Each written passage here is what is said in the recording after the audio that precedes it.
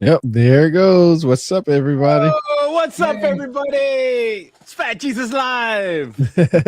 We got Damien back here with us, or Damien? with me this time, and with us now with Fat Jesus Live. And this time, this discussion is going to be more about how I do research in a free Yes. way, because I mean, you can buy expensive books and read, for days, but how does someone who kind of doesn't know go investigate something you want? That's really so. What This I is the put here man right here. This is the guy. This is the one we want to hear. This is the guy I always wanted to hear about. Everybody, listen to this guy right now. This is what we've been waiting for. Go on, Damien. Go ahead. Right on. So we had talked already twice about Africa and about age of African deities, and I talked about DNA and these cultures, and I want to show, like, how did I get into this? How do you go from not knowing anything and quickly start to understand? So one of the things that I do whenever I want to understand a area of the world, what I think is, what is the biggest, in a sense, ethnic group or indigenous group for that area? Because that gives me an idea of what, because if it's the biggest, it's possible that it's historically current, but it also could be that it is, prehistoric in the fact that it's always been big. But it allows me to get a basis on their ideas, and thus maybe, because see, if a group is indigenous and is bigger, it's likely they have less influence from the outside. If it's a really, really small group, its ideas can be easily influenced. So it just is a basic thinking I have. Because like I said, all of my stuff, I always then go investigate. I'm just saying I start with the assumption. I want to know what's the biggest, and that's what I did for in a sense for Africa. I go, what's the biggest, right? What's indigenous? And it says the Hadza, right? So I take that group and I go, well, I don't know anything about them. So I go and do a search on them. Who are these people, right? And so then I go to these people. And then the first thing for me personally, remember, I'm trying to understand religion and gods. So the first thing I want to understand is, what is their language? Just a few things. What is their language? What is their DNA? What is their religion? Because this helps me understand how they're connected possibly in a wider sphere of thinking. And so I go and I look down and I just read real quick, what are their language? So I'll go check out what's their language, right? And then I go, oh, okay, so it's Afro-Asiatic and it relates to Chadic. Okay, so it starts to give me, and I look on what's Chadic, right? And so it shows me the area they're in. That biggest green spot, I already know from looking. That's them. That's these people. And Chad is that little blue thing in a sense, in the middle right there. So it allows me to kind of get a grasp on where we're talking about. And then also it helps me understand too is what region of Africa it is, or region of the world I'm looking at. So, okay, so I understand it looks like it's a lot in Niger, even though in a sense Chad is more in a different country. See right there, it shows. So look, 40.7% in Sudan carry RM173 or R1. This is important because R1 would be before R1B, and thus before the parent, in a sense, of R1A and R1B. So this is an older lineage than the common R1B V88, which would be a later subversion of R1B from the Middle East. So we click on this. So we have R1 and it shows us the dispersal, and we see the colors tell you its variation amounts in the areas. So we see in Africa it shows as all black, and that would mean that basically it's not there, or it's at such minimal amounts it's not showing up as relevant, which is interesting since the major or the biggest ethnic group in Africa literally has this at 40% or just over 40%. So that's pretty interesting. But we see that it's a lot in Europe and some in Asia, but none shows up in Africa. So we scroll down to try to figure out, what's going on here. And it says, that it's basically in Eurasia, east, except in the east and Southeast Asia. Okay, so it gives us a little bit of what's going on. And then this breakdown here shows how that DNA, that's the 40%, breaks up into two major branches, which are both in Eurasia, of R1A and R1B, and then their later differentiation subgroups. So it says right here, R1 is also the subglade of the sibling R2, which R2 is in Iran at 10,000 years ago. And both of these, in a sense, are from the parent group of P1, which that's where you get the connection of the sibling from P1, which relates with R in a sense, is Q. And Q is one of the biggest things in the Americas, especially I think it's over 90% in South America and Mesoamerica. So, but that's the major lineage of that. So then it tells us the origin of R1 cannot be currently proved. According to Tracker, though, it's conceived about 25,000 to 23,000 BCE. So you add 2,000 to that. So it's somewhere around 27 to 25,000 years ago in Western Siberia. So Western Siberia. So the fact that it's down in Africa, especially with the biggest tribe, and then also doesn't show any other area pretty much in Africa as having this, tells us that this is a unique event, which obviously is a backflow into Africa. And so we see one of the oldest versions of R was 24,000 years ago in the Malta-Beret culture of Siberia, and also relates to, in the sense, the genetics of the ancient North Eurasians. So this starts telling us stuff that relates to Siberia. So which is important, because we know that then this is not like an inherently African DNA, and specifically the fact that this one group has it at such high percentage shows that it could have ideas linking back all the way to Siberia, or certainly some backflow event. And so it says that the one subclane that is known in Africa is RV88 or R1B1A2, and it is found only at high frequencies amongst West African populations. So we're going to go back. So, but they already starting to tell us something. And then it looks like they have B, which is an older African lineage. And then they have E1A, which would be a kind of relatively early version of E. And they have A. A is also an older African lineage. And then they have E and another E. So they have multiple E's. But the fact that 40% are R, that is interesting. And then it says another recent study says that they're E1B and other versions of E. Then it also says they have the R was found, then it says at 18%. But then it says here that this certain population showed R1B at 40%. And so, which we see here shows, and there's Lake Chad, which this group is a Chadic group, and the fact that it's sort of dark tells you it has a higher percentage of this. And you see that it goes all the way into Siberia, the red, light red, but it says that that's probably where it sort of originates. So like I said, it helps me to start figuring out what there could be a connection of ideas as well. It says right here that in terms of their DNA, the hosts found to be closely related to Nilo-Saharan populations from Chad to Sudan. And it says suggests that the modern Chadic speaking originally possibly spoke Nilo-Saharan. So Nilo-Saharan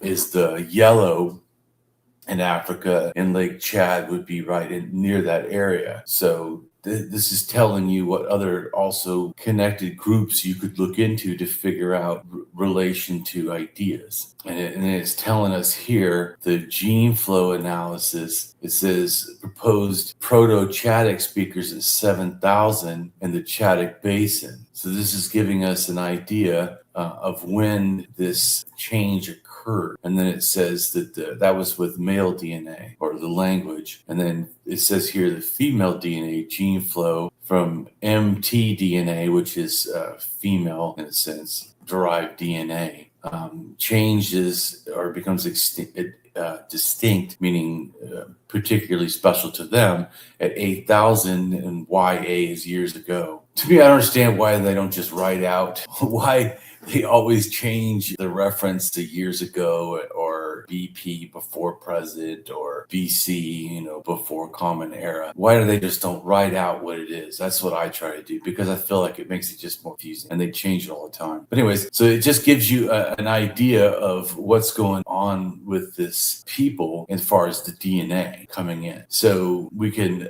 look at, like I said before too, with their religion. So we go down here to religion, and it says that they're Sunni Muslims, but of course that's not their original religion. Here we go. So their traditional African religion was practiced, of course, before Islam. So it gives us a religion, and it says here that they basically practice magic and cult of spirit possession. So, but that's not telling us much. So we can click on the religion, and it says it's Hastian animism. And so, but animism people always say, is not a religion itself. And what they're meaning here is that this type of religion they had has heavy animism, in a sense, influence, such as it involves spirit possession and magic. Yeah, but magic and spirit possession don't have to do with animism. Magic and spirit possession sounds more like shamanism. So that's not helping us. And here, so it says animism again. So you click on animism. And what is animism for people that don't know? Basically meaning, in a sense, breath, spirit, life. A belief that places, objects, creatures all possess a spiritual essence. And so it can mean things like animals, rocks, plants, water systems, human handiwork. In some cases, words can be animated, having its agency of free will. And that is kind of like the belief in a soul or a spirit. So that doesn't mean magic and spirit possession, although the belief in a spirit itself could be. But we can click on that just to take a look, because that's what you should do, is constantly click on this stuff and then read so you can become more informed if you don't know things. So spirit possession is altered state of consciousness associated with the fact that it's an altered state of consciousness already, to me, once again, like I was saying before, would make me think of shamanism. Anyways, purported to cause a control of by spirits, ghosts, demon, angels, and deities. So that's what, and then it says some of the religions, in a sense, that have that. And I think it's funny that Christianity is involved in this, because I know when people think spirit possession, and they're not thinking Christianity, but it also Islam and Judaism and Wicca and Vodum and Voodoo. Yeah. So it's important, like I said, to try to get a picture of what these things mean, especially if you don't understand. And so you see here that they're believing in a spiritual force that resides in the physical things, which sounds a lot like what animism means. So just to get an idea of their religion itself. So then I would just, scroll through and read, what's their beliefs. And then it says they believe that person are similar to multi-part soul concept found in other cultures. And also the fact too that I believe that shamanism roughly started in Siberia. So the fact that they have that high DNA that directly seems to point back to Siberia, and they have stuff that sounds kind of like shamanism, seems to be that there could be a connection. Even without knowing, just knowing some of the stuff, you can already, for me, start to put things together, the influence. So it says believes in spirits. It's interesting too here because it says totems, and totems would relate to, in a sense, totemism, which doesn't directly relate to animism. So we click on totem. What's a totem? It doesn't just mean totem poles. In a sense, is a spirit being, sacred object, or symbol that serves as an emblem of a group, such as a family, clan, lineage, tribe. So, and then it says here, the word totem is associated with language, but here it says the Ojibwe, which has to do with native peoples or indigenous peoples of the Americas. But it says a belief that tutelar spirits of deities is not limited to the Ojibwe people. So what's a tutelar spirit? So a tutelar deity is a deity or spirit who is a guardian, patron, protector of a specific place, a geographic feature, person, lineage, nation, culture, or occupation. So that's a lot of kind of things. And it basically means, in a sense, safety or guardianship. And see, it says the Greeks, the ancient Rome. But there's definitely, once that you list that it's for different places of things, protector, because it says it can protect a person. Well, a guardian angel, right?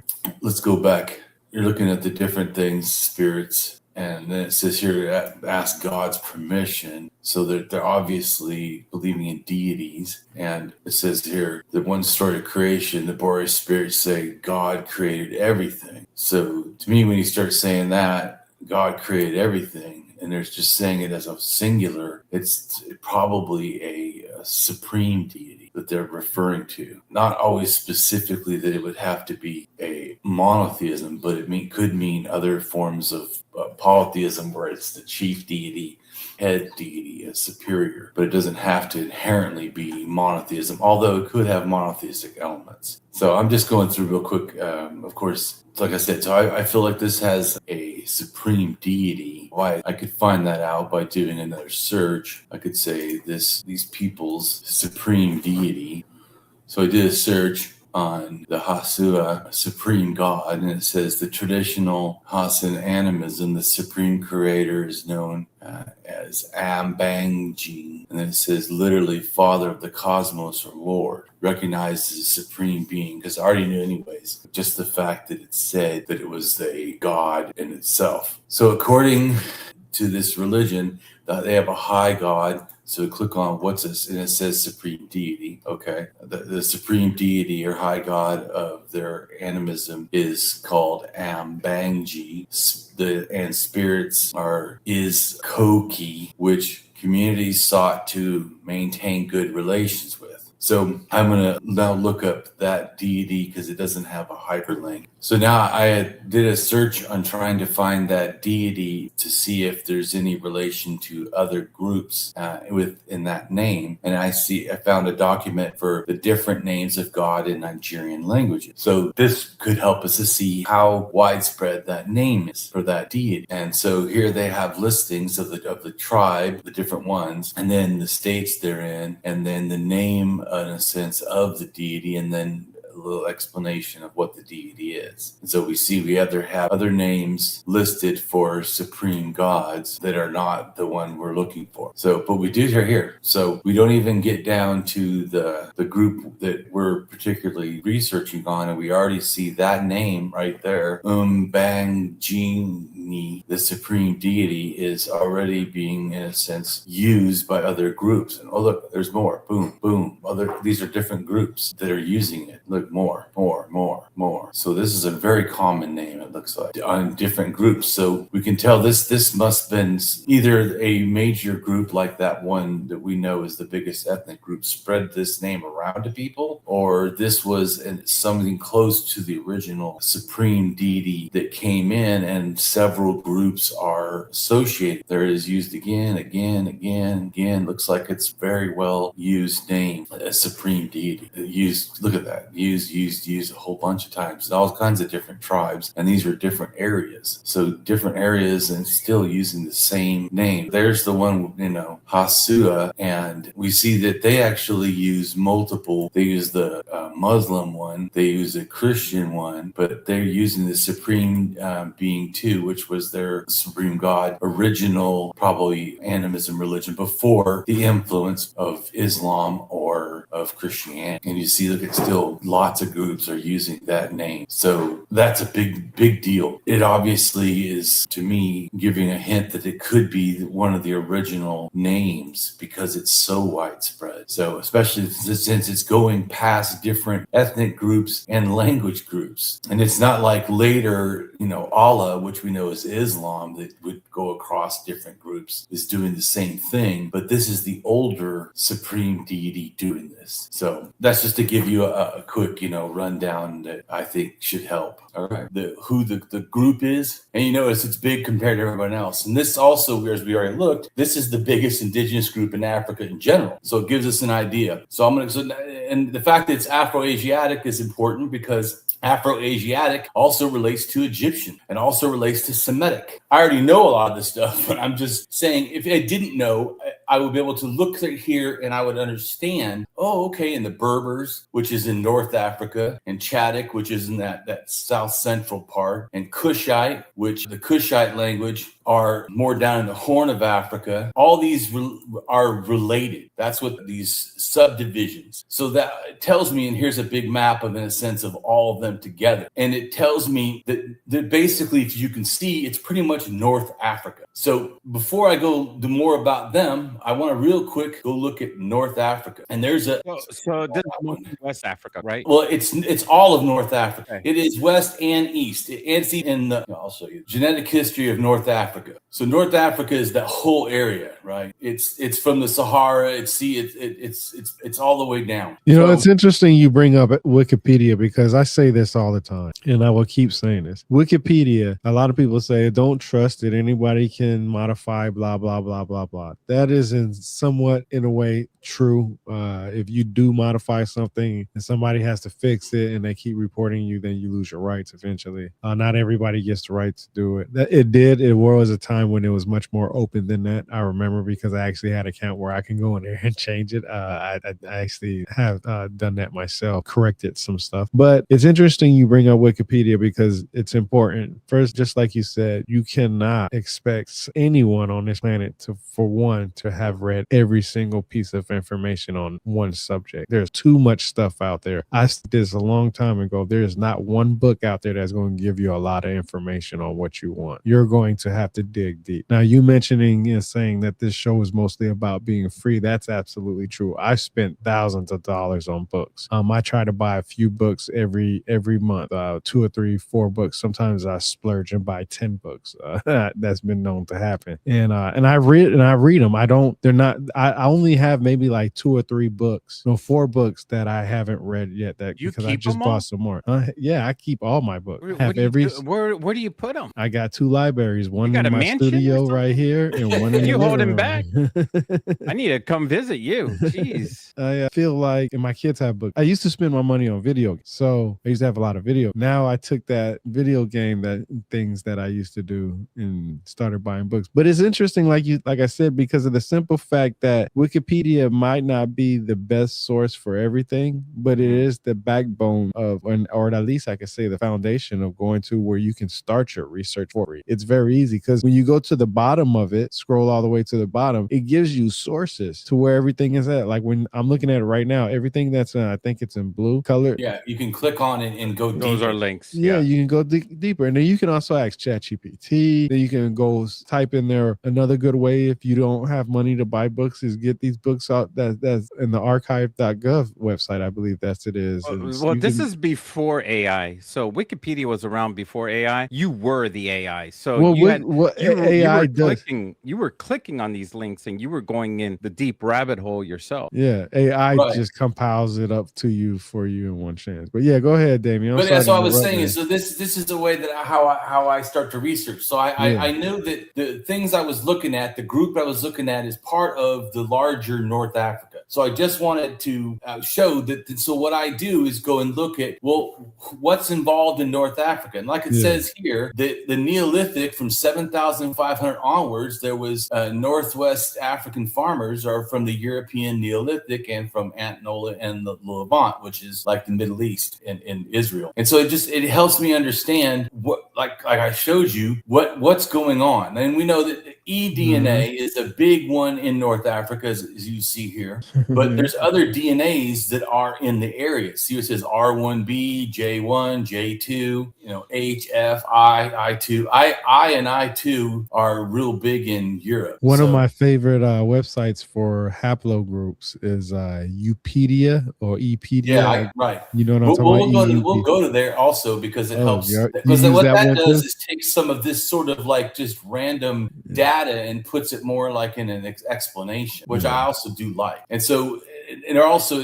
there's more R1 going in than just R1B, which is normally what people say. And then also J1 to me went in early. But so this is important. So you go down to get to the DNAs that they list, right? Go all the way down here and it's going to give a list of the different lineages. Like see here, it says like the female lineages it's talking about here, which is age. That's Europe, probably Europe, Africa, Europe, Africa, maybe Middle East, Africa. All of these are Africa. All these every one of these are Africa. But I mean, you normally, if you didn't know this, you'd go look and West Asia. You look on each one, and you start to understand what I'm talking about. But I already know this, so I don't have to. And I'm just trying to give you the general understanding. But you would have to look up, and I did look up every single thing to figure out what's going on. Are they going backwards? do they start from modern going backwards when they do all this DNA? Well, I'm trying to understand what you're asking on this stage or in general, like understanding. Like, well, basically, I'm not too much of a believer in evolution because I don't think we really come from ape. You know, I don't see myself as a monkey jumping around. We are a branch of them 7 million years ago, so it's different than saying that they're not. And we chimpanzees and apes branched off of also, and orangutans branched off first, but it's all different branches. That's the thing that confuses me. I think people get evolution confused because Darwin doesn't necessarily say we come from apes.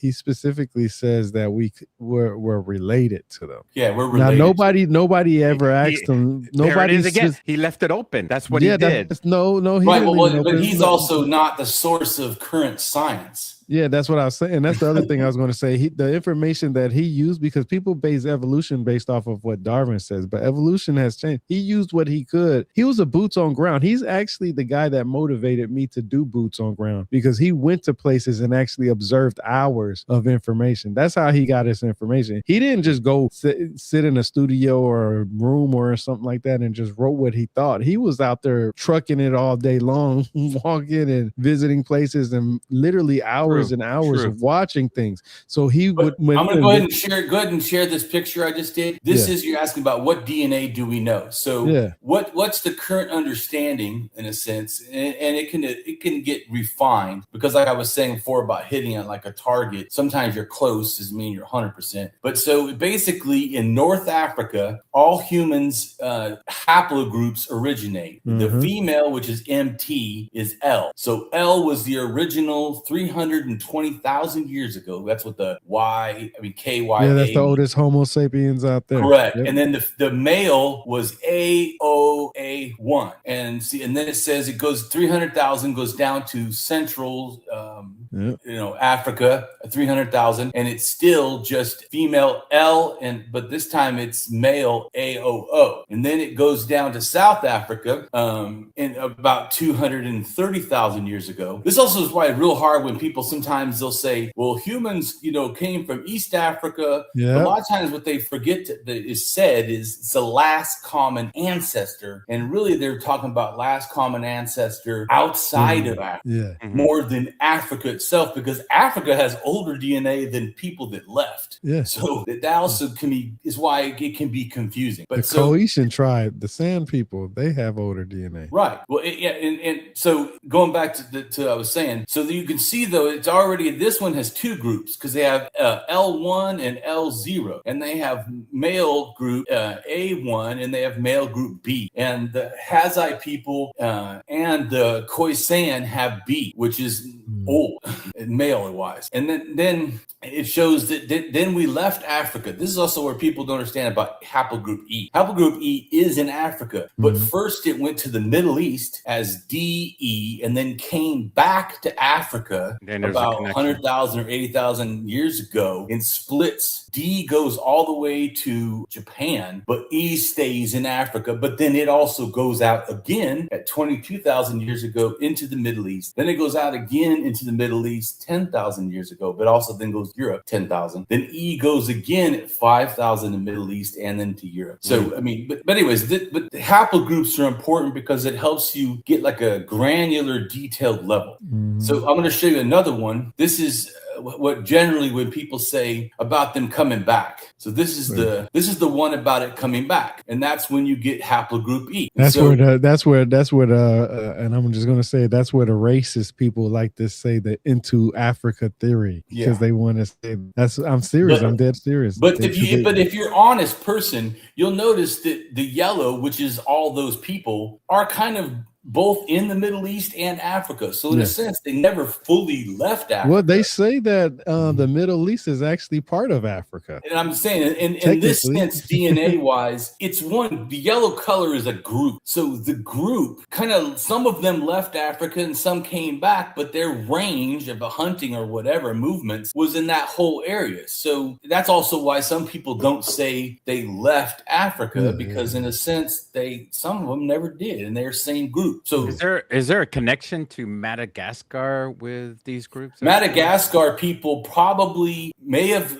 started going there 8,000 to 9,000, but the real about 3,500 or so is when people from basically Indonesia area go all the way across and populate Madagascar. So Madagascar may have had some in a sense, Austronesians, but when you think of populating it itself, it's really Austronesian first, later people with eDNA then go over there. I think it's 1,500 or 2,000 or something. They go over there and now they're a big population also. So that to me, Madagascar I don't really consider that in the scheme of things, because all of it, even the first people that show up from Africa, it's like 8,000, 9,000. That's way young. These are like, thousands of years. That's like, nothing. I always had like a theory that Madagascar was like Wakanda. It's so isolationist. Like they're isolated from Africa, so they don't get to get attacked as much from all the other countries, and they're not in the middle of everything like France. You know how France was in the middle of everything? They always get attacked by all the other countries. They're kind of off to the side, and I would say that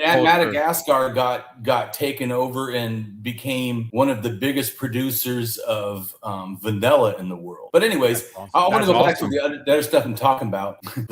and that's the thing, that the main thing was trade. All these countries kept coming back. Wasn't it just because of trade overall in general? Well, Africa was plundered. I don't like the word trade, because trade would mean that Africans had a hand in the wealth when it was absolutely colonial, domination. You heard that, everybody. That's wild. Yeah, I'm no favor. I'm an anarchist, so I hate any kind of domination and oppression of anybody. So I'm no lover of freaking racists at all. Yeah, so I hate them. That's wild. That's what happened in Africa, and that's like thousands and thousands of years ago, and it continues to be that way even today, right? You mean racism? Yeah, hell yes. Oh no, plundering. Plundering. Yes. Yeah. Well, yeah. Well, and often also they use it as an excuse. Oh, this place that we plundered, these people we stole, oppressed, and enslaved.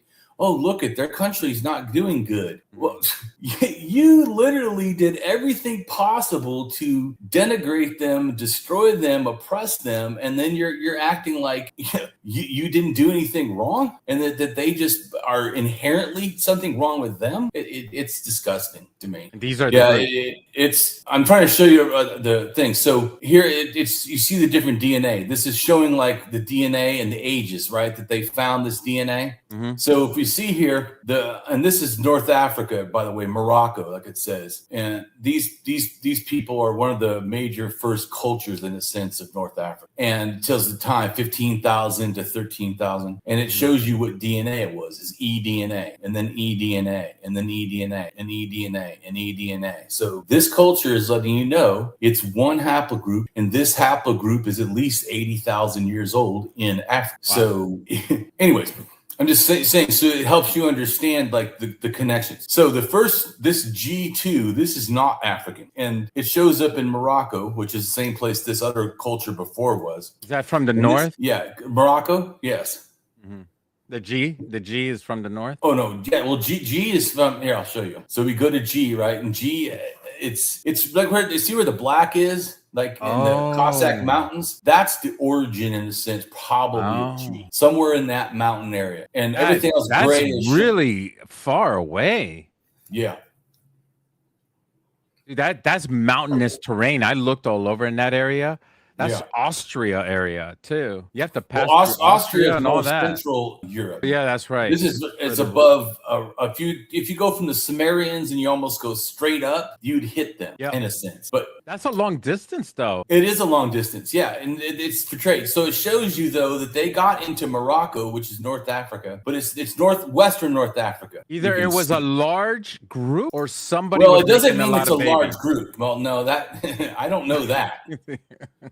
That's a total different thing. So I'm gonna go ahead and share this other screen. Yeah, that's a good question. I appreciate your questions. I'll do it so you can see what we're talking about, where Morocco is. You see where it says Azerbaijan and Georgia. Georgia on this map? I see it. Yeah, I see it. I see it. Yeah. It's right there on the That's top. basically the area that this DNA probably comes from. Oh, wow. And it made it through, and it went through Syria, through Israel, Jordan, whatever this area, through Egypt, through Libya, through Tanzania, through Algeria, into Morocco. So probably did they go by foot, maybe by boat, maybe. I don't know. Could have gone by either. And also, it's possible, since that pottery also went across from Turkey to the Minoan Crete, which Crete is this little island right here. Mm-hmm. Do they have the same from there, and it went to Greece, and then it went I'm talking about this pottery. Pottery went both ways. It went south and north, in a sense. Cardamom pottery. There's a pottery from somewhere in the Middle East, maybe Israel or somewhere over there, Jordan. And it went across Italy, went to these islands, Sardinia, and it went to Spain, which it could have got to Morocco through Spain. All right, Spain.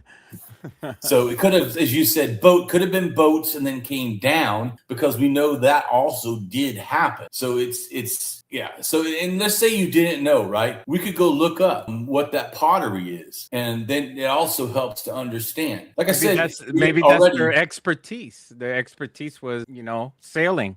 That was their main job. They learned how to navigate on boats, and they were with whoever the captain was doing trades. So they were moving around a lot, back and forth. Right. So like I said, if we didn't know, we could go look up where that stuff moved, and we could find out see how it went to Spain. So and in this map right here shows, and when it says 5th millennium BCE, that's like 7,000 years ago. And so all these things, in a sense, bro, look at the pottery on this. This is nice. Right. That's the pottery that we were talking about that relates to that DNA. That old pottery always fascinates me. Right. And so see here's the thing that talks about that pottery. The reason why it fascinates me, because every pottery is unique to a different culture. Like pottery in South America is different from the pottery in Greece, in Italy. Anywhere that pottery is made, it's like a certain artisan makes them, and it's like a fingerprint, and it's so cool. It's so amazing. Thank you for bringing that up too. Right. And so I was trying to say, though, is I'll get out of it. That was trying to say, though, is that relates to what that genetics is talking about, that G2 people. Nice. So I'm saying, but I got, you'd have to just keep doing different research to investigate stuff. But it allows you to, like I said, we went and searched it. So we find out that the pottery, which is talking about pottery, and then it says proto beaker, that's a different type of pottery. And then it's telling you that pottery is with a different DNA. So it says the cardinal pottery was with G2 and with E. So it shows that it came in with the G2, and then the younger, 100 years younger, or up to a few hundred years younger, the other one, it transferred to the people in North Africa. And see how it says here G2 European, this which is 6,000 years ago, right? Or 6,000. Well, 7,300. The people that were E DNA were associated with this pottery. Is it so? Yes. Was it a big amount of people? I probably not, because the dispersal is not huge even today. But they could have been taken out by other waves of people. But can I ask already a it shows quick, though they came question? in and gave pottery, and the people that were indigenous North Africans started making it. But then it shows here that Morocco gets another DNA. See, it says 6,700, which is right after the other one, which is tDNA. And so you look at tDNA, that's showing how I do the research. And tDNA shows a whole bunch of stuff in Africa. Yes. And so if I look at it here, it tells me it comes from a similar area over here of somewhere around Iraq or Turkey. And then it goes into says Sahara pastoralists. So it's telling me the other people were doing pottery and probably farming, the G2. And this is telling me these people are mainly doing animals, like goats, sheep, cows. And pastoralism has religion stuff connected to it. And it says 9,000 BP, which is and it has a minus sign, which means sometime after 9,000. That's what that's kind of saying. 9,000 years ago. BP means before present. Why they don't just put years ago on stuff? It did beyond me. I always write years ago, because they'll put KY, T, or they'll put, BP. And I don't understand why they make stuff so complicated. But this right here here is showing you how it relates to how it went down into Egypt. And it shows you when that DNA was found in a mummy. So that it was found in a mummy that had this tDNA at 2,700 years ago. This just says 700 BPE. Well, that's before Common Era. So you have to add 2,000 years always to whatever that says. But anyways, then it shows here down here, it got 800 CE. So that's after Common Era. So you take 800 minus whatever we are now, 2026, and then you would know how old that DNA moved there. And see, it also went down to different places. See, South Africa by 3,000 years ago, or to South Kushite. And then it says South Africa 2,000 years ago. It goes down. So this helps you understand like how and when it's moving around. And it says it was in the Sahara 5,000 years ago. So it just helps you to, and we already know that in Morocco, like this is saying 4,000 BCE. So you add 2,000 to that. So 6,000 years ago, it was in that DNA, in that area. Then it's 3,700 BCE. So add 2,000, 5,700 years ago. It's just showing you the different ones. See, and here's the oldest of this area, which is 4,700 BCE. So you add 2,000. So it's 6,700 years ago. It was in this, which that is what that one thing was talking about. That's close to what everybody thought, right? Talks about 6,700. Yep. Right? So it shows that the map is matching what Wikipedia is saying, these people. And this is saying what kind of pottery they had. This is saying where they came from. Anyways, or where they relate to. So you see that it was still there, but now it's CT, and CT is African in a sense. As if you look at CT, you see here, CT is African. So it shows too that the T people brought it in. You're asking before about how do we tell, how big something is. Well, I can see that eventually people really from, and it says Europe, I don't know why it says this, but CT is African related. Some people left, but I don't know if it means that it's the same thing with the Cro-Magnon, bro. They say that they call that the early European hunter-gatherers, when those people were Africans that just left. But anyways, but so what in the H is not unknown. Let's go to H. I don't know why it says unknown. Look at where H is. H is definitely from India. My question is, with the DNA, all this DNA that they gather, doesn't it degrade through time? This is my question always on any DNA. Does it degrade through time? I mean, some people some DNA does. I mean, okay, you can get DNA. I don't remember the oldest, but it's like a couple million or something. They can get. It just depends. Wow. Depends on how it's preserved. Like sometimes they can, very rarely, but sometimes they can even get skin or scales from a dinosaur. That doesn't mean they always do. They usually don't. So same thing with DNA. And that's also, like you said, about how big an impact something was or how many people came. I don't know. Science doesn't know exactly because we need more data. We just know here's these things. Here's when they probably came in. Here's what they were related with. It's sometimes, if you found tons of them, but they haven't found tons of them. And that's like someone said before, oh, Damien, you're talking about these things coming into Africa, but these were small. Okay, maybe they were. Well, I'm not talking about that. I'm talking about they brought new ideas in. That's a fact. Right. Yeah. Yeah. The further back you go, the less you're going to find. Right. And what I'm trying to show too is even if it's true they brought ideas in, then Africans started doing it. So it became no longer just these people somehow being in control of these, new technologies. Africans took it and then evolved it themselves. So it's not like they came and they conquered and built this whole empire or something. No, that's not what happened. And that's not what I'm saying. In fact, I think the exact opposite. We had some people on the podcast came in and said, well, the Sahara Desert, that's where Atlantis was. Do you think that's possible? No, I no. Well, first off, I don't agree with Atlantis anyways, but just so I made a map that shows what I was talking about. I'll go ahead and share it because I try to explain my ideas a little bit more succinct in a sense for people. You're more of a realist than some people. Oh yeah, I'm totally a realist.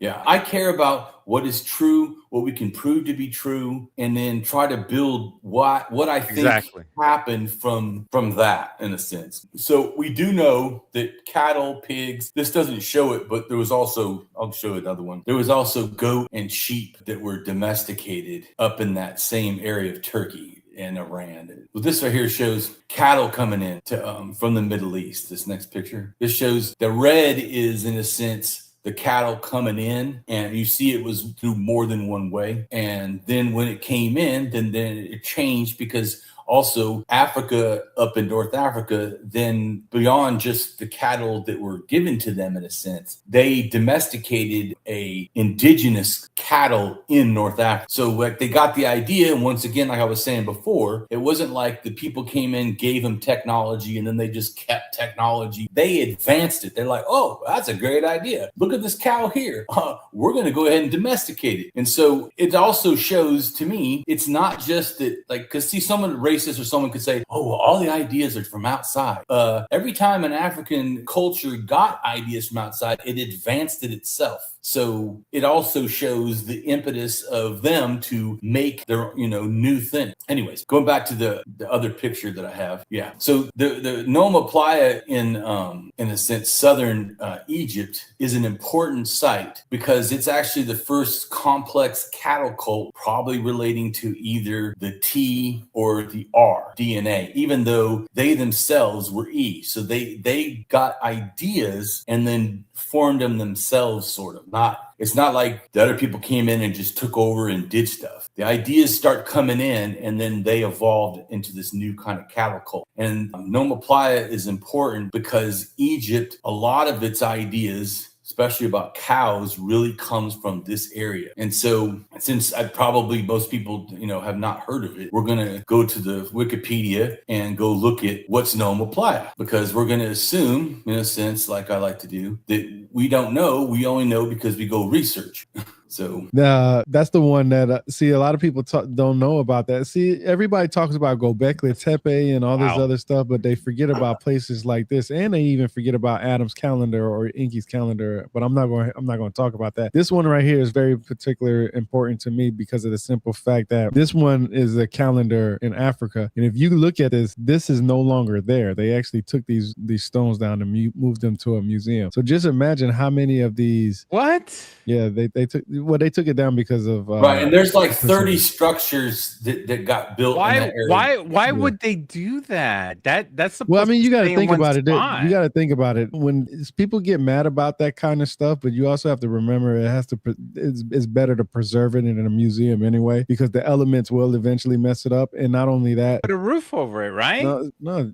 See, that's the thing. You have to maintain it there. Put a roof over it. Just put it in a museum. But my point is you put a roof over it, you're deceiving the purpose anyway, because it's a calendar. It's supposed to be astronomical. So putting a roof over it would deceive the purpose anyway. But my point is that right, and the site starts like 9,000. Yeah. Which is, you add 2,000 to this number. Whenever you see BC or BCE, you add 2,000. So it's 9,500 years ago, and it tells you, if you read all this stuff, where it started and what they think about it. But also, while I always say that, I start at Wikipedia, and sometimes also I'll do a Google AI search just for something I don't know, and then get the information offered, and then go look deeper and research on the things, including the Wikipedia itself. When it makes statements, that I don't know or could agree, I start there. It says the findings, Noma Playa are small seasonal camps, and it gives a reference, and then I will click on the reference and take a look at what does the reference say. Often you can learn more sometimes than just what's presented in the Wikipedia about the information offered. You can also check the sources and see if it's accurately explaining what the source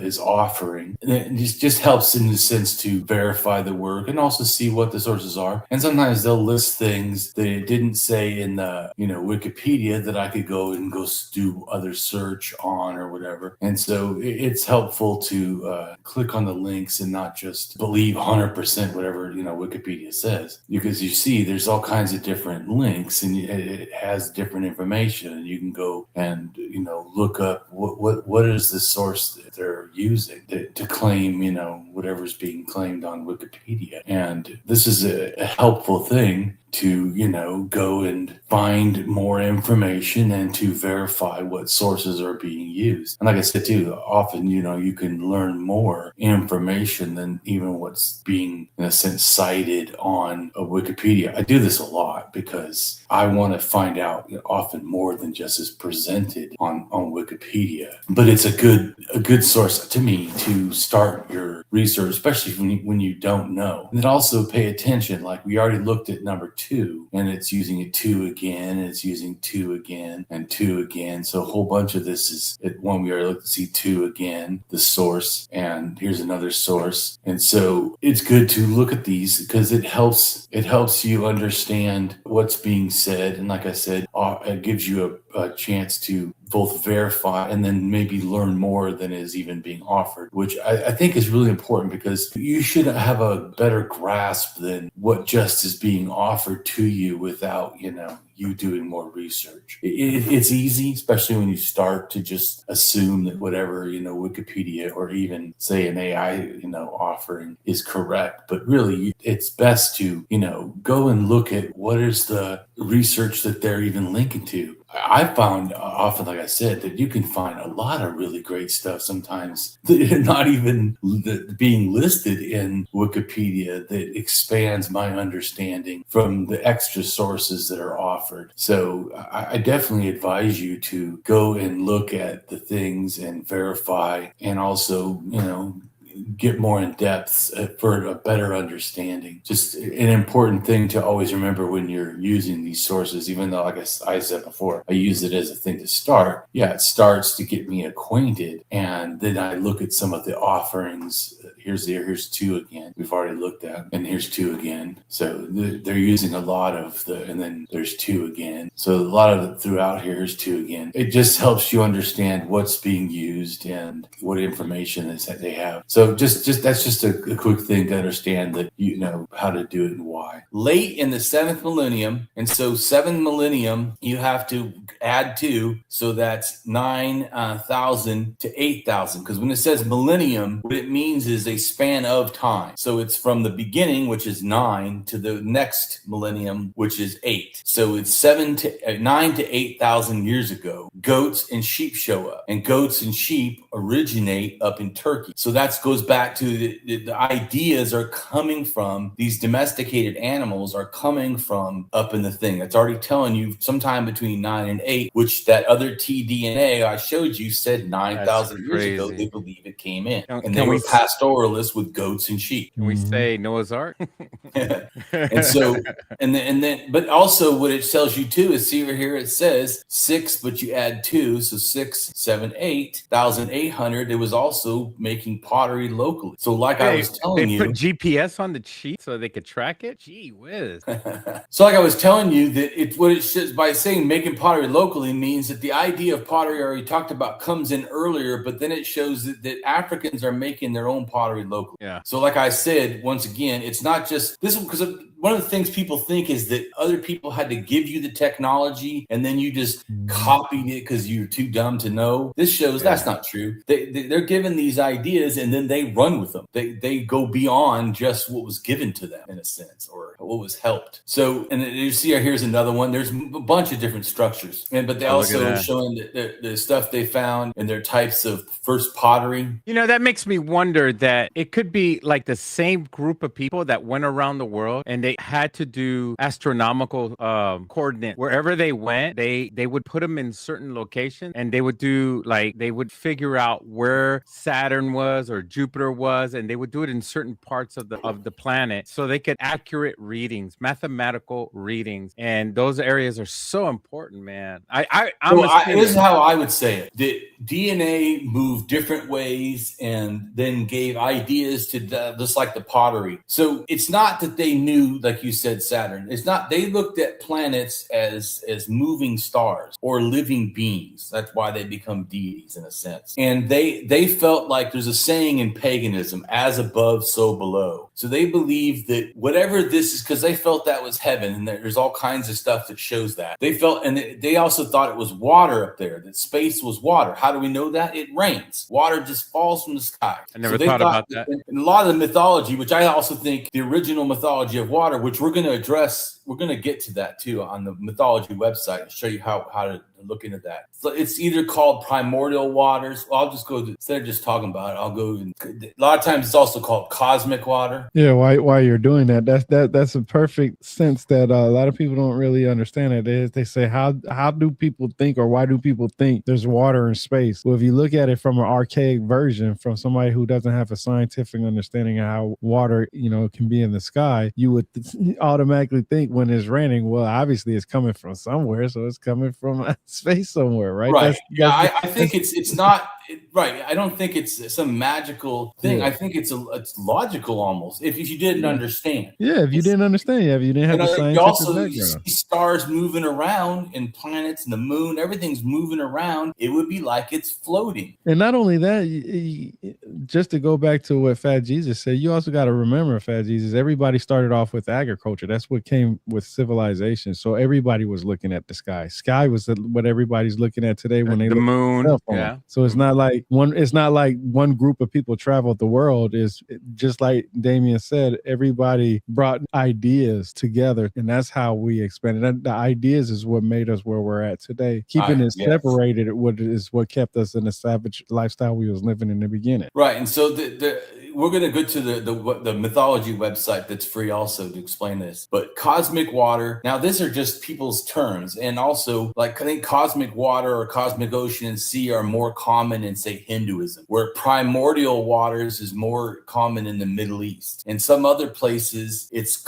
celestial river, which also sometimes celestial river means the Milky Way. But these are world motifs. Like the whole world has this stuff, and it's because there was a belief that, like I was saying, that space itself was the essence, in a sense, before creation. Even the Bible talks about this. The Bible talks about before, like when it says in Genesis, right? It talks about that the stuff is created, but there's no sun till like the third day. But so, which if you didn't understand other world mythologies, you'd be like, oh, that's weird. It's not weird. It literally almost everywhere in the world says that the beginning was darkness and chaos and primordial water, which the Bible says too, because the Bible says that the Spirit of the Lord flew over the waters of the deep. This is before land or before humans or animals were created, which is also in world mythology, where it talks about the primordial water is what happens first, and then out of that comes land, which in different, just to go back into that, right? So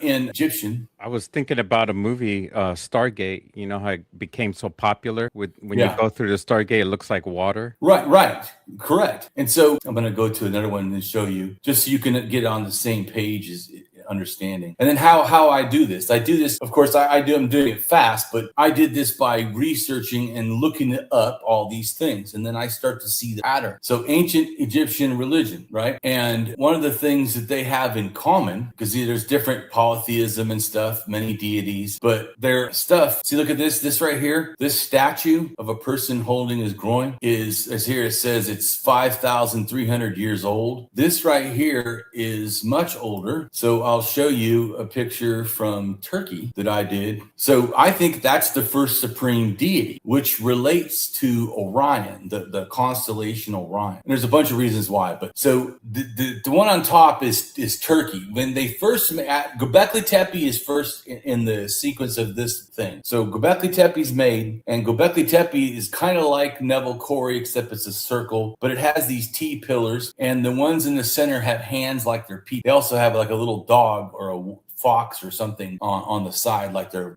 going together. Mm-hmm. Anyways, then the next time Neville Corey builds one, it's likely they put a statue of a man holding his penis in a place of worship in that thing. Then those people then relate probably to the T and R that go into Africa. Well, they go into Israel also. 9,500 to 7,000, they start kind of like in normal playa, they start building these stone things. And And this one right here, I think could be a supreme deity. It's basically showing 6 other deities that are smaller, and it's got one big one in the middle. And then it's hard to see, but there's a little piece of copper as like an offering to this big deity. And copper is often associated with the goddess and mountains. That copper chemically comes from Turkey. So it's not unreasonable to assume that, like I was trying to explain, that these ideas are moving from Turkey to Israel, and then from Israel are moving into Africa. And that's why this stuff is somewhat similar. The stuff, even in Turkey, right? So everyone always thinks of the T pillars, but the T pillars were not the only kind of pillars in a sense that were made in Turkey. Just the oldest ones that were made. As they got younger, they actually changed to more simple pillars, even straight pillars, which to me is important because what leaves there is basically straight pillars. So places in Europe start getting straight pillars, and so does Israel. Here's one of Israel that's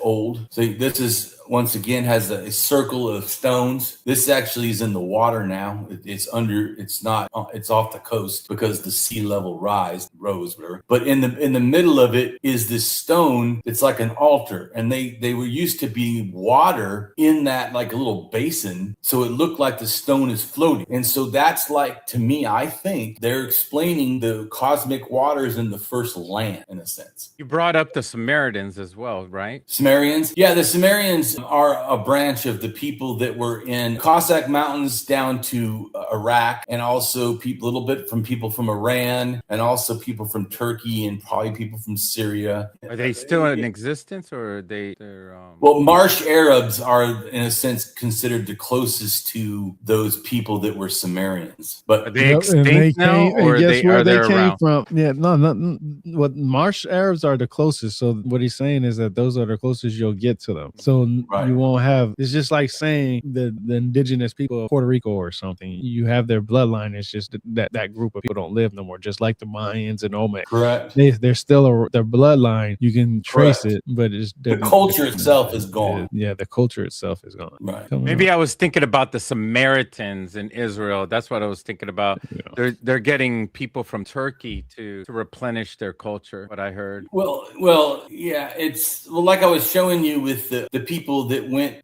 on my map where I showed you. And it's normal that cultures mix and intermingle, and it's easy about the extinction of cultures. And so this shows like different people coming into Africa or moving around, and what times and stuff that happened. So the ones in blue are people coming from the Middle East, in a sense, which is what I was talking about. And then the one in green has to do with Europe itself, and the ones in yellow are later times, are younger, and it's talking about the people from Africa going into Europe, and then people from, in a sense, North Africa or Egypt going south. But the brown ones are people, in a sense, prehistoric people that are sub-Saharan Africans going into the Sahara. Anyway, so it's that whole North Africa is a melting pot of a lot of stuff going on in general. But like I was trying to say, it's important to understand. I'm trying to simplify it for you that what must have been a hard travel to go through the Sahara Desert. Well, it was green. It wasn't a Sahara Desert. Oh, really? So at one time it was green. The green Sahara was definitely different. Get the hell out of here. That's news for me. Tell us more, please. Yeah, so there's cycles of how the Earth shifts, like the poles or whatever. And when I don't remember now exactly off the top of my head. I think it's every 20,000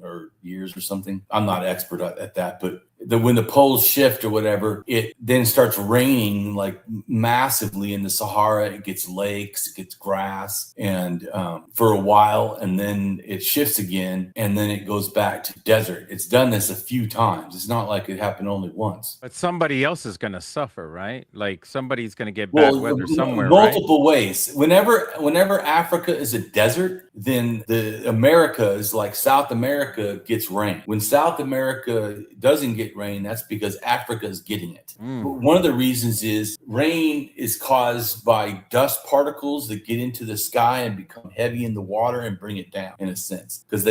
So when Africa's a desert, dust blows off the Sahara into the sky and goes towards the Americas. And then it makes it, rain. Because it also, if you know, South America has deserts also, like in Peru or whatever. It's desertous. It shouldn't be as raining as it is. The reason it's raining is because Africa's dry. When Africa goes wet again, which it will eventually get turned wet again, then South America will dry out. Anyways, that would be shitty. The Amazon jungle became a desert. That would screw us all up, because that's like the last lung on the earth. Next thing you know, it'll start all over in Africa, but that's going to take forever to be a new. Right, it'll be grass first. It won't be trees. I agree. Yeah, it screwed ourselves up. Yeah, we screwed ourselves over. Good. We chopped the trees up all over the earth, thinking that the Amazon was the last place on earth. So in the top right-hand corner, one side is the green Sahara when it was not a desert. That's beautiful. Look at that. And that's 7,000 years ago. Look at all those lakes and huge lakes. So when people came and brought in cattle, they could survive up there, no problem, because there's lots of places to live. There's lots of grass for the animals to eat. So it's very conducive to humans. Now it's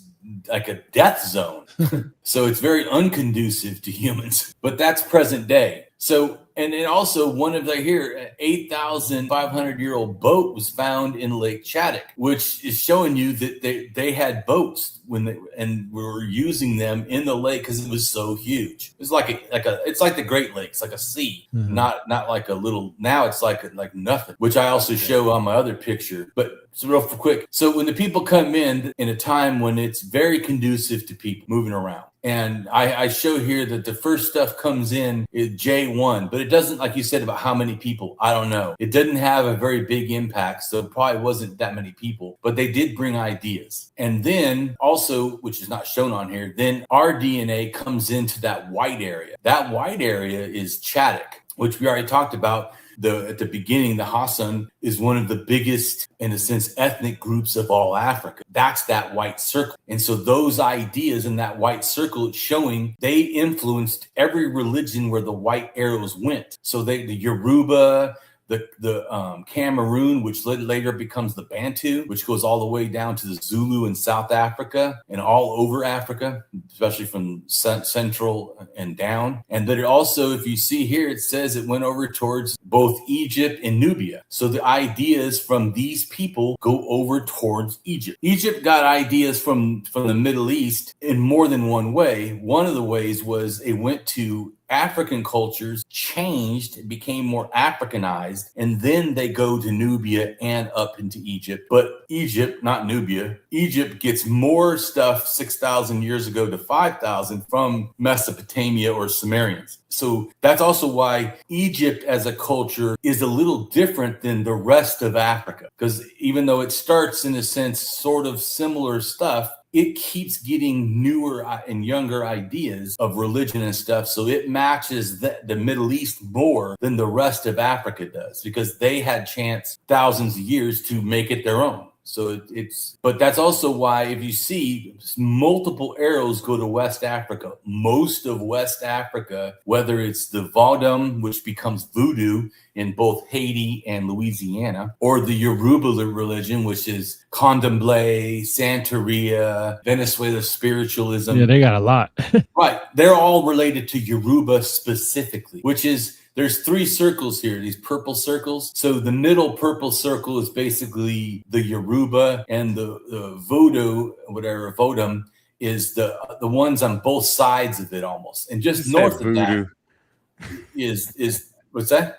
You said voodoo. Well, it's Vodum.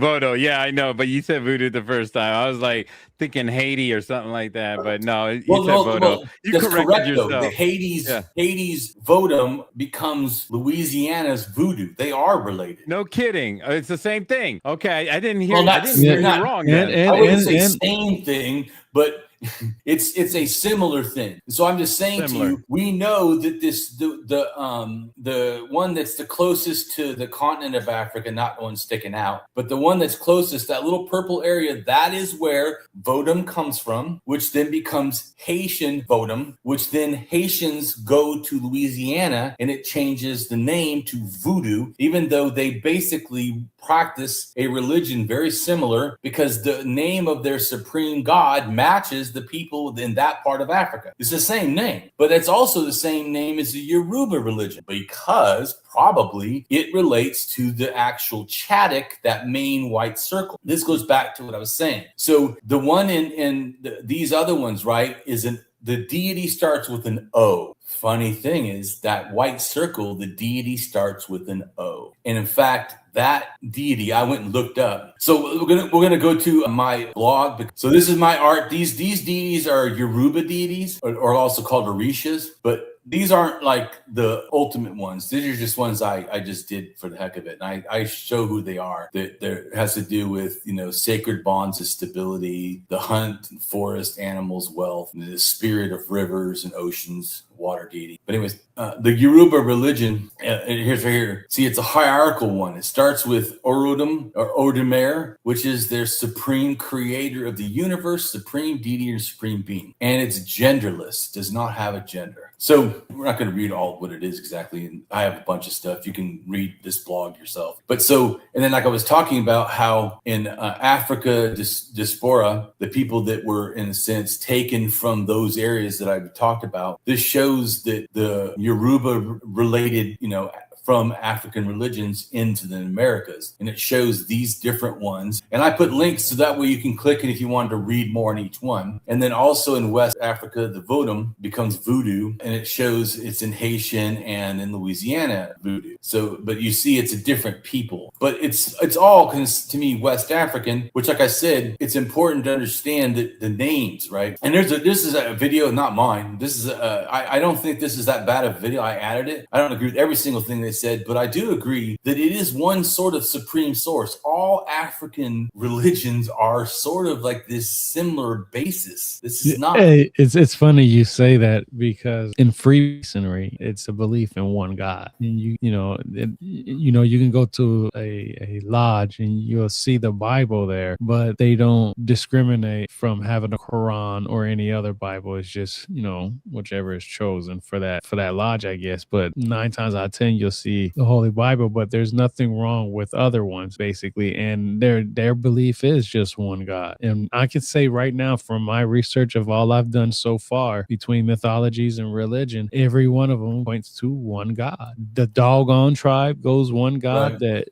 I've even read books from people like Dolores Cannon who are into who were into extraterrestrials and stuff like that, and they even say the extraterrestrials believe in one God. So everything points to just one source, one creator, one supreme being, or whatever it is. And that's funny that you say that about Africa, because you can see that it's the same way with that too. It just falls on the different names, and sometimes depending on their new journey throughout their life, there'll be worship for different things. It's no different than when Abram went to Abraham, when his name changed, Right. It's a title. And also to understand, this is like also other world religions. It's not like Africa is totally different, like you said, not only by the supreme being, but the supreme being's nature. So the nature of the supreme being is also like Native Americans, and Native Americans like the Great Spirit, where it also isn't something they directly worship. They don't worship the supreme being. They worship messengers of the supreme being, in a sense, or sort of. But which is like I said, it also is very similar to in Hinduism, where Hinduism, the Bhagavad Gita says that the supreme being or personality head is Krishna, like Hare Krishna, and that every other deity is just a lesser form of Krishna. But how Krishna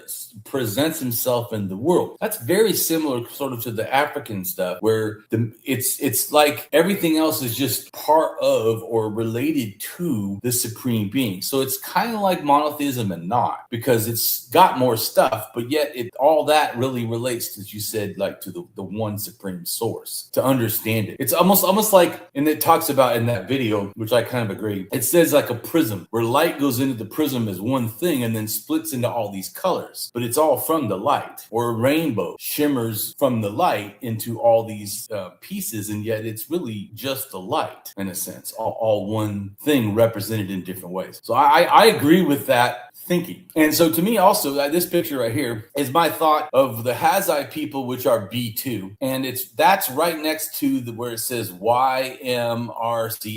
What that means, YMRCA, is the Y DNA, or male haplogroup, which we already talked about, the different ones, and most recent common ancestor. In other words, that's the DNA that went out from Africa into the rest of the world, all relates to that one area, and that one near Lake Victoria. And those people in that one area make this little doll out of like clay or mud. I call it a mud baby. Reason that just because they make it when a woman is going to have a baby, they make it beforehand, and they don't. The doggone tribe does that too. Yeah, and they don't consider. Well, right. So, I'm saying is, I don't know if that's why Europe ends up making all these dolls. Could be actually an African source for why they're doing it. I don't know, but I do know that once it goes up there, then there's this type of art in Europe that seems to be multiple things, but yet one being. And then it goes to Russia and it becomes a male and female, goes to Siberia as a male and female, goes back to the Middle East 11,000 years ago as a male and female. And there is sky gods and earth mothers, or sky fathers and sky mothers, all over the world. It's beyond the supreme being. Although often the sky deity is the sun and is the supreme being, or at least relates in some way. But there's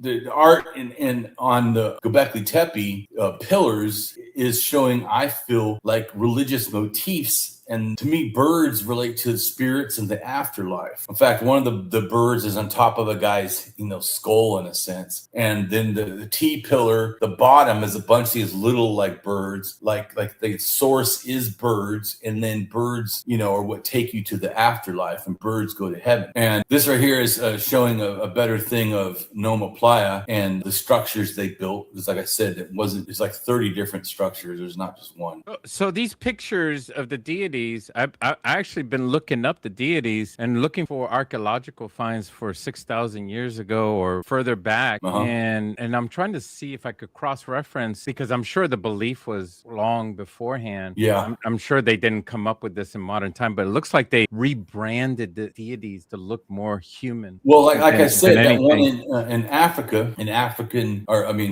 in Egypt, which Egyptian traditional religions. Remember I showed you before about that figure? Yeah. I have art. I'll show you art. That's easier. It has multiple things. So because I have a whole bunch of them together. Why are you doing that? It's interesting because the idea. Oh, there it goes right there. Go ahead before I say what I gotta say. Oh, look at that! Yeah, these are the different art forms. Right. And so I think that, like I said before, this all sort of relates to Orion. Certainly this last one, the Egyptian ones, they say that's the god Min, and the god Min relates to Orion. They say that. So I'm assuming, since this stuff comes from Turkey and has very similar type of man holding his penis, that it's not unthinkable that that's also relates to Orion. And also, to me, the fact, like in Neville Corey, which I already showed you that one, he doesn't have arms. Are those like the star groups on the last figure on the end? Is that those dots on it? Is that the star groups of Orion? No, those are damage. That means someone damaged this figure. And I make it in pink. When it's in pink, I appreciate your questions. When I make it in pink, it means they broke off the penis and they broke off the head and they don't know where it is. So I'm just giving you a representation of a head that we know from a 5,000 something, I think 600 time figurine had that head. So I just stuck it on there, and I'm assuming it could be something like that. Okay. So, and then his penis was broken off. So his penis stuck out. I don't know how long, but it stuck out, and it has not been found. It's just a hole where the penis should be. Although the other figurine, smaller one, this right here is I think it's 5 feet tall or 6 feet tall, this one statue with the holding the penis. This other one is a little statue, which I think is like 12 inches long, has this huge erect penis. So, and it has broken off arms. It could have had arms, I don't know. But the ones in Jordan, which is the one next to it, doesn't have arms. And then there's one, another one in Jordan, not same one. Another one also doesn't have arms. The one in Neville Corey, the chest might be broken off, but it doesn't have arms. Then the one above it's from Neville Corey, doesn't have arms, but maybe had a lower body of some kind. Then there's another one at Göbekli Tepe, which has the erect penis without arms. So, and I think that's important because to me, I think that the not having arms closer relates actually to the constellation Orion, sort of, than having arms would do. So I think that they're making, in a sense, a closer representation of the thing that they're relating to. I'll try to find, I have art of it. Yeah, as you see, I try to put a lot of different stuff together because I want people to be able to understand, not just directly, believe stuff that I think. Here's the Orion. Could some of these be of sexual for husbands and wives? Some of those. Well, I told you there certainly is a sky god and a sky mother or whatever, so a couple, so a sexual union. But Orion, see these dots, and see how the original concept does not have any arms. Yeah, no arms. No arms. Has a little belt, and also it doesn't show here, but has 3 dots that go down like a penis in the real structure, and thus it's a lot more reasonable to think that that structure would relate to why they're making these penises or thinking it's penises up in space. Oh, and the shoulder width seems a lot wider, though, wouldn't it be? Well, like I said, there's different. I'll show you another one. There's different archaeology stuff that makes me think that all this is related. It's not like, just as you see, I'm not just showing you one thing or from one area. I'm showing you the bottom doesn't even look like it connects at all, right? Well, like it's flat or whatever, and which is the figure has a penis and yet doesn't have any arms and doesn't have any other parts. It does seem like they're referencing something. If they move the feet or the foot, if they move the foot up a little bit and put the other foot up there, then maybe there's something going on there. It will fit in. You're trying to make it too much real, like accurate. It's as accurate as that's probably going to get. You can move the legs around. Man. The point I'm trying to show you is it's referencing something. Yeah, that's what. It's not like that they did, thing for thing. Yeah. There's no way you'll be able to do that. But here's another picture. So here's these standing figures all holding their penises. The ones in Turkey are all 11,000 to 10,000. And then the ones in Iraq at 5,500. The ones in Egypt at 5,500. I see it now. 5, yeah. Right. And God men also, we know they said this is Orion. We don't know if for all these other ones, we don't know, but we do know that all of them are doing very similar thing, similar ages. And if you see on the thing I show, the actual thing of Orion does have 3 little dots below his belt that could look like a penis. Question. Yeah. Did they have the proper telescope or apparatus like we do today to see those stars underneath? Yeah, you can see these with the eye, especially because back then they didn't have light pollution. I mean, those 3 stars on the bottom of the belt. I could see the belt. The belt is no problem. No, you can see that whole thing, and if you ever out in the woods, you can see that at night, clear as clear. I mean, I never seen those 3 stars before. You're in a city. You got a lot of light pollution, but that's why he's saying earlier that all they do is look at the sky. When you said earlier that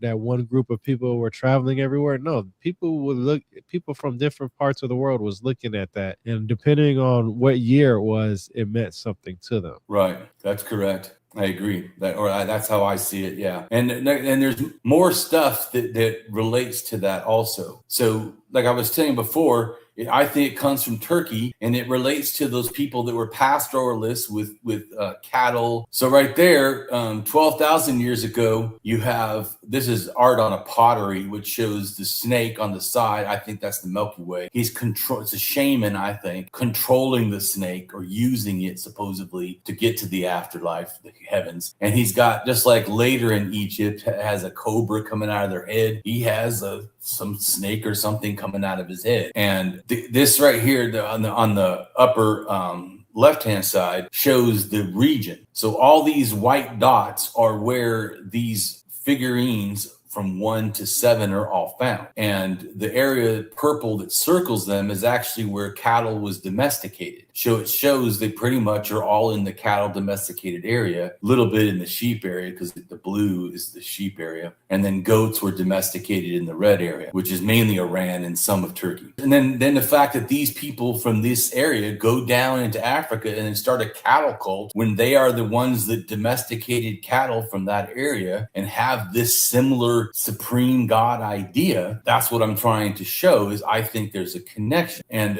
I also, like the other, going back to the blog, they have like this standing figure, like some people say, like a penis, 13,000 years old. And then there's, before that is like a thing made with stones that's sort of arranged like a person, 14,000. So the ideas might be older, but certainly in Israel at 7,000 to 6,000, you see they make a pile of stones and they put one stone in the middle like a supreme deity, or they put two stones like the couple that I've talked about before. And then here's another one where they have, looks like three deities and then connected to one. This deity has three avatars or expressions on earth of itself. Sort of like, the Christian God being three and yet one. This may be what this is kind of representing. I don't know exactly, but it seems to be doing different stuff. And then there's an Asher. This is a piece of wood that's 6,520 years old, and it's arranged like it's in a little temple or something. And it is thought this is like a deity that's made, like a tree deity. Anyways, so just trying to show, and then these are different stone groupings from 9,000 to 8,000, and I show like the areas and stuff. And they feel that when it's big and fat, it's like a female, and when it's skinny and sort of longer, it's a male. So it just shows these are different groupings of possible deities. Like this here is two what they think could be female pairs. And then also this right here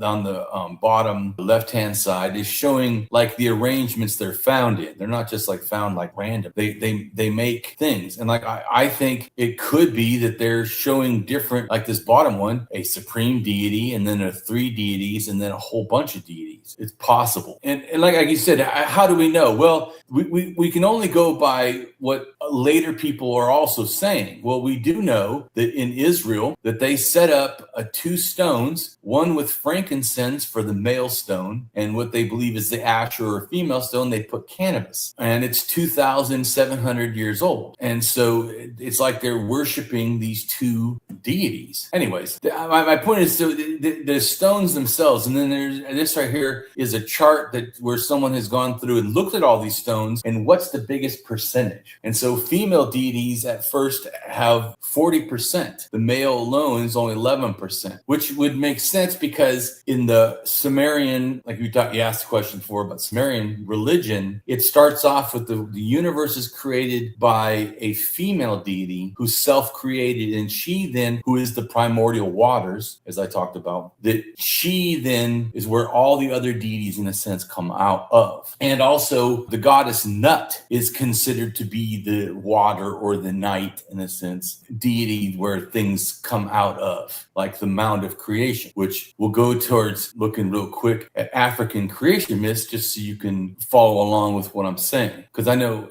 or ancient Egyptian creation myths, because then you can understand what I'm saying. So ancient Egyptian creation myths, this picture is confusing for some people.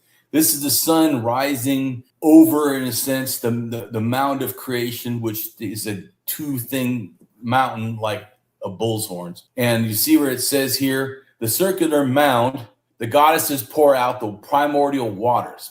And so the primordial waters, the reason it's a circle is because that's like representing like the whole cosmos or universe in a sense, is water. And even though there's a lot of differences in ancient Egyptian, there's things that are very similar also. And one of the things that's the most common element, see, the different kinds of myths, the most common element is that, in a sense, the world has arisen out of a lifeless waters of chaos, which I remember I talked about, which is the primordial waters, or what some places call the cosmic waters. Or in the mythology thing we're going to go to, they call it the primary waters.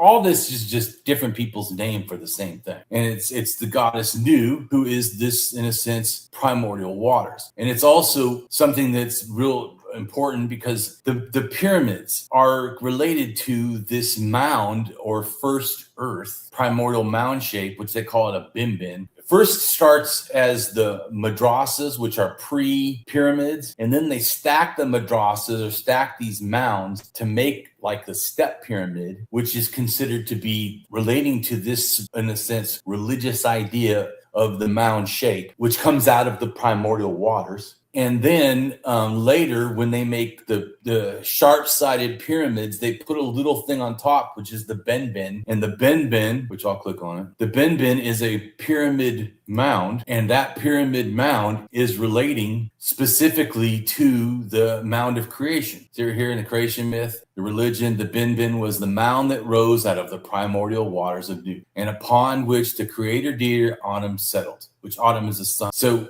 this is important because the benben stone is associated with the pyramids. So like I hear sometimes where people are like, oh, why did they build the pyramids?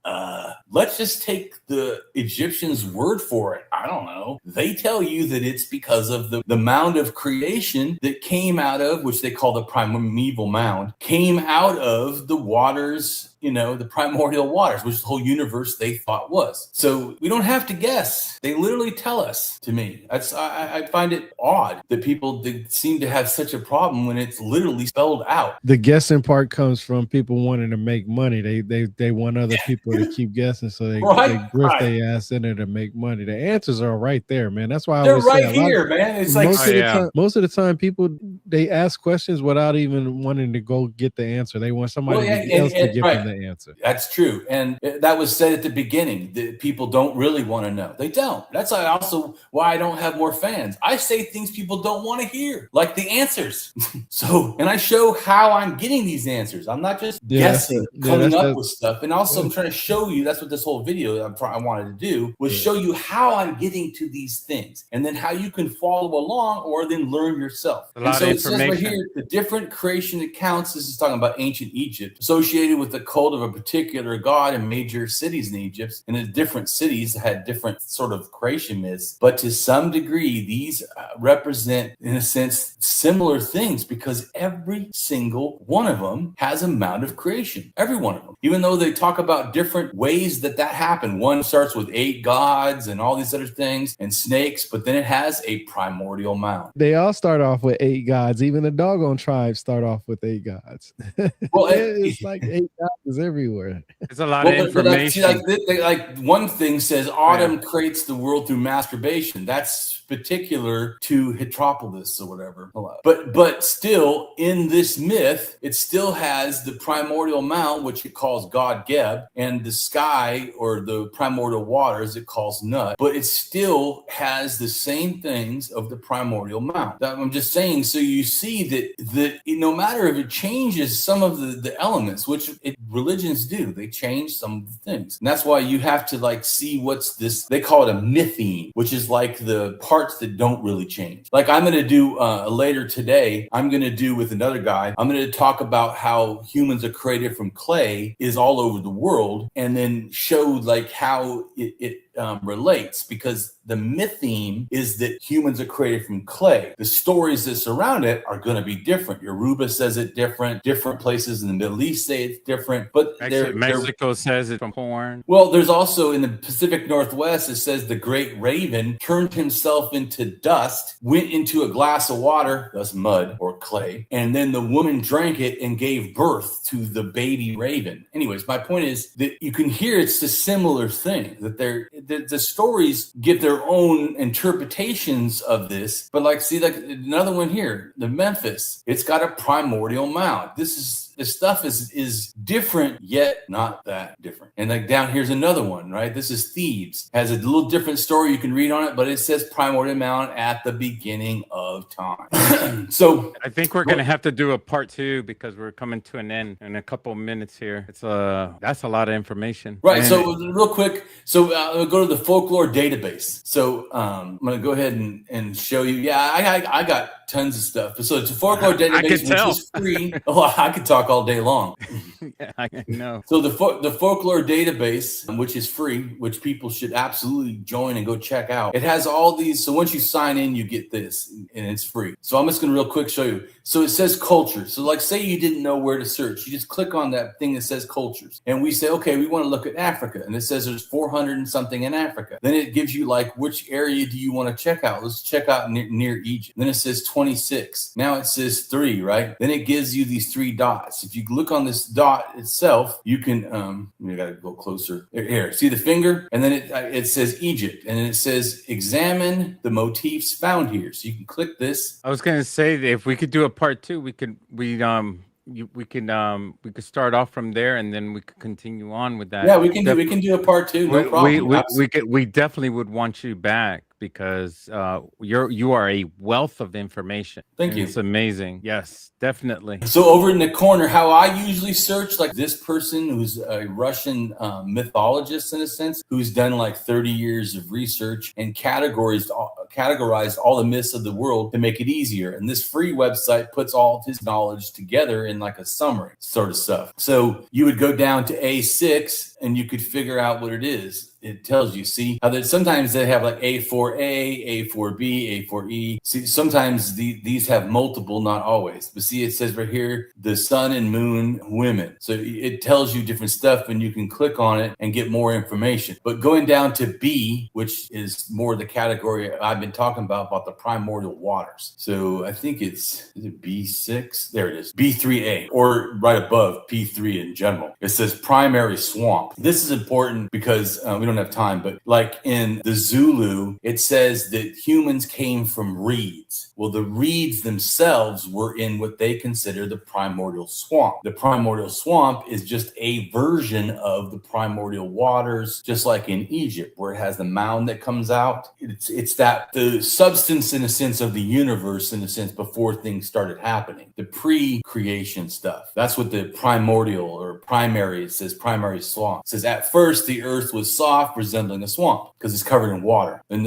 then see, it says B3A, primary waters. I don't know what this other number is, so I can't tell you, but it's A something. But the primordial waters are primary. I wish they would say it differently, like primordial, because there's no research I've seen that shows it as primary. It calls it cosmic waters, a primordial swamp, something, or primordial ocean, or primordial water. So I don't know why they call it. But remember, this is the person said it in Russian, someone translated it to English, and then someone else then put it into this blog and simplified it. So that's sometimes why it's not, even though it's a lot of really good stuff, you have to understand this was originally in Russian and was translated. So sometimes it's kind of awkwardly, written or understood. But it's still good to understand the motif itself, because then you can see like how to use it. It's important because it allows you to then understand like how B3A, how big it is. So we're on B. I clicked on B3A and it says motif summary. The water is primary, but like I said, what they really mean is primordial. The earth is lowered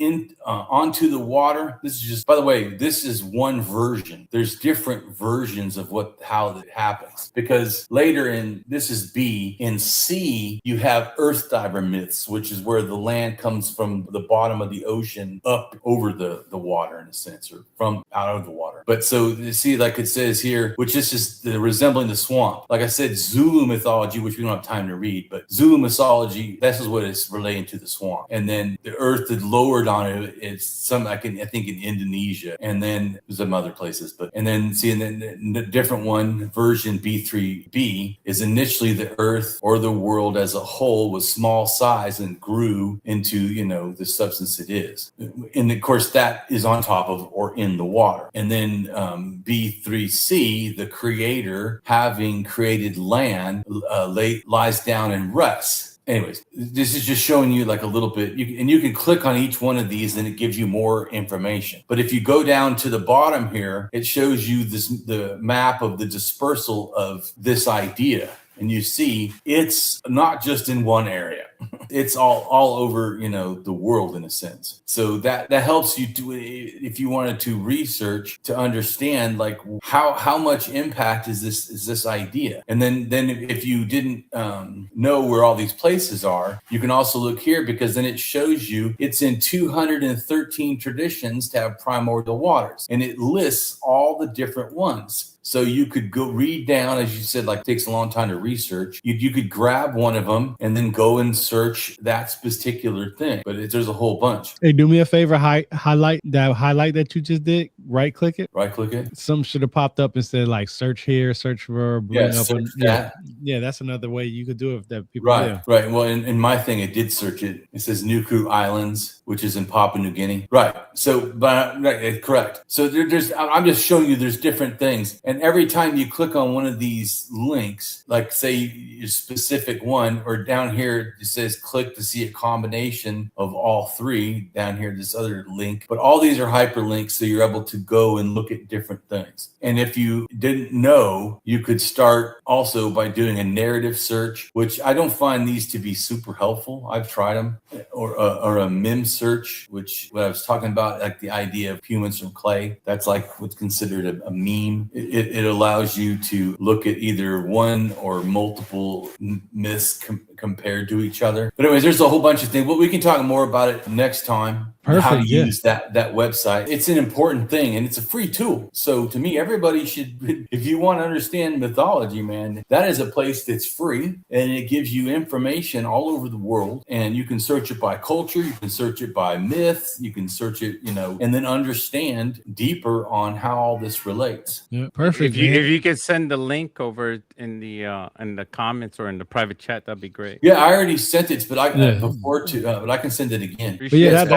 that was awesome, man. Like I said, man, like, everything that I've came in the research in, everything that I've came to learn, it's all about just one supreme being, one God, whatever the case may be. And the belief from different cultures is the belief in how, their surroundings. I mean, you got their surroundings is what changed a lot of people's beliefs. Yeah, like that. This was good. I definitely love these discussions. I'm definitely gonna hit you up again for another one. I'm looking forward to part 2. Yeah, we'll have it either next week or the week after. We've been doing this is our fourth one right now. So yeah, I think it's our third or fourth one, something like that. Or fifth. I think our third, yeah, something like that. Something. So yeah, we've been doing this for a while. Great information. I'm just like you.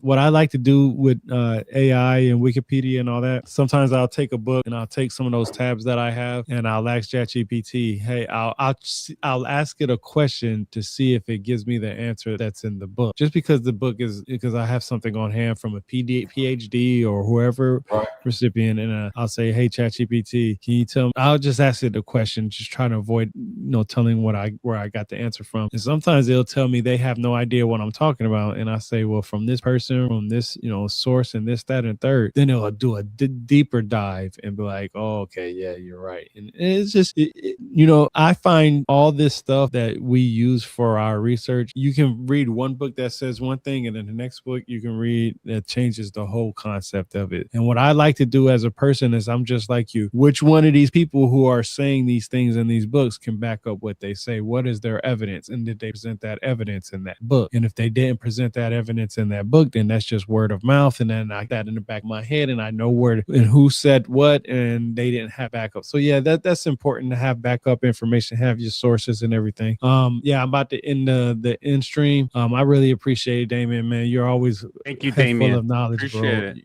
bro. You always come with that great information. So I'm about to end it.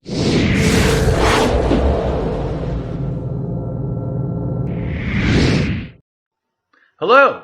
and welcome to my channel. I am Damien Marie AtHope. In the simplest terms, I am an atheist, humanist, philosopher, and prehistorical writer researcher at DamienMarieAtHope.com. I am specifically an axiological atheist. An axiological atheism can be thought to involve ethical and value theory reasoned and moral argument driven apatheism, ignosticism, atheism, anti-theism, anti-religionism, secularism, and humanism. Axiological atheists can be understood as a value theory or a value science atheist. As an axiological atheism's ethically reasoned and constructive pro-humanity. I am an axiological thinker, value theorist. The science of goodness, worthiness, usefulness, valuableness, virtue, reliableness, accuracy, validity, morality, integrity, beneficialness, etc., etc. We axiologists have a value consciousness. And in general, we see the architecture of humanistic humanitarianism value in people that we see as dignity beings. Places and things are not.